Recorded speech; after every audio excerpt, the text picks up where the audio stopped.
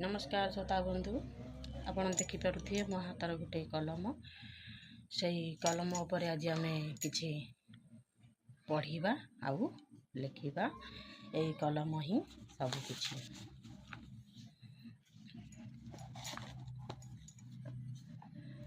ये कलम विद्रोह करने जानी यही कलम साहित्य त्रुली रे प्रेम आंकिबा भी जानी।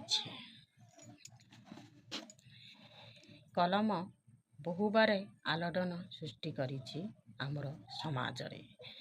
कलम बहुबार आलोड़न सृष्टि करिछि आमर समाज रे। आज नुहे कहीं को पुरातन तत्कालीन समाज रु अन्याय विरुद्ध रे से स्वर उठाई शोषण विद्रोहर मुख साक्षी हुई से रही उपयुक्त